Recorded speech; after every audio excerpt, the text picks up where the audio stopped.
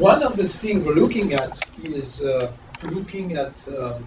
resharing, and in particular, is it the case that villages in developing countries, so in this particular case in northern Thailand, are able to share risk efficiently.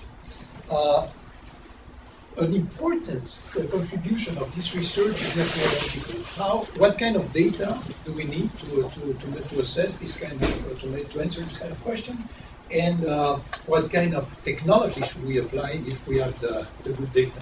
So essentially my talk will be presenting the general ideas which are in the background of what we're doing. And at the end I will give you a few results, although we are in the process, right now in the process of redoing all our estimations, so I won't spend too much time on the empirical result. That will be next time maybe, but I will insist on the basic conceptual background. So as you know, there has been a bunch of work on the topic of efficient resharing. The general issue is, if you take a village in which people don't have extensive financial links with the outside, so most of the insurance is taking, if any, is taking place within the village, then that's a good kind of context in which you may try to look at the efficiency with which people are able to share risk. So do we see in real life, do we see a large amount of resharing? How efficient is it? What's the impact on consumption? These are the kind of questions. Maybe the most important paper in this literature was Rob Indian Village paper, which really started this literature. But as you can see, there has been since then a large number of papers, or even before them in some cases. It's not only about developing countries, some of them are actually in the US or in Western Europe. It's not only about villages, in some cases, for instance, the anthology of Hayashi Kapitov, it's with an extended family. Maurizio Mazzocco, who was a PhD from here, is also working on US data and tree sharing within couples, and even within an economy. And then there is the Euro equation literature. So I will come back to all those trends and try to describe a little bit what's going on, but at least this is an important topic. Why is the issue important? Resharing is one of the most important components of economic activity, and for two reasons. One is we know for a fact that welfare depends on risk, that actually you can increase welfare by protecting people from risk. Especially when you're looking at developing countries in which the downsides are really, really bad. The fact that you can access some kinds of contract, and it could be explicit or implicit contract, but the fact that you can enter into some kind of agreements that will limit the risk has a huge impact on your welfare. But that's only one side. The other side, which may be even more important, is that there are a bunch of activities that would not be undertaken at all if you cannot find a way of spreading the risk which is generated by this activity.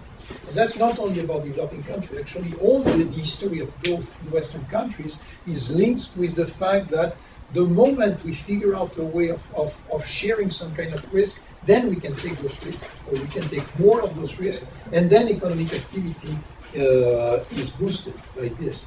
There is one of the texts I prefer. I didn't put it here in those slides, but one of the texts I prefer in economic history is an excerpt from the Elizabethan Statutes. So that's Elizabeth I. So it's the time of Shakespeare.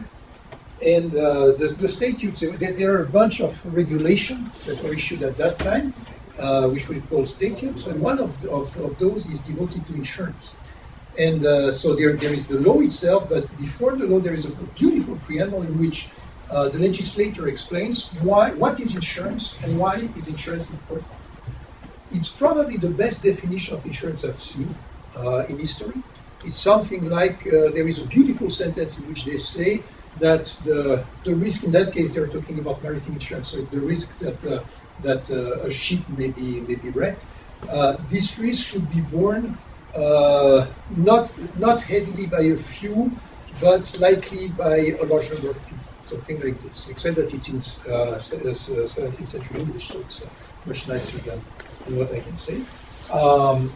And then there is the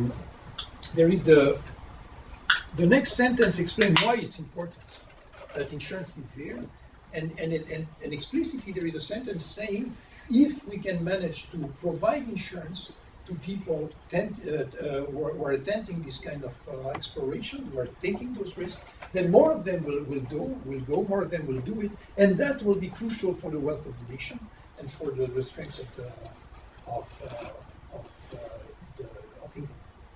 So there is this idea that if you can protect against risk, then people will be able to take those risks, and taking those risks is the source of innovation. We know that any innovation relies on risk. So it's a very important issue. In addition, I think that from a policy point of view, if you want to change things, for instance, if you want to introduce microfinance, microinsurance, all this kind of stuff, which is, as you know, a very hot topic now, I think it's absolutely crucial that you start by understanding what's going on before that.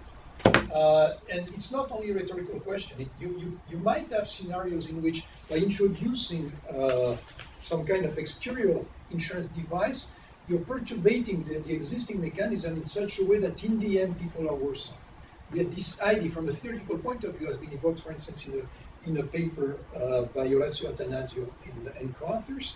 But in principle, it's a possibility. So it's very important to understand exactly what's going on, and which is exactly what this line of research is aiming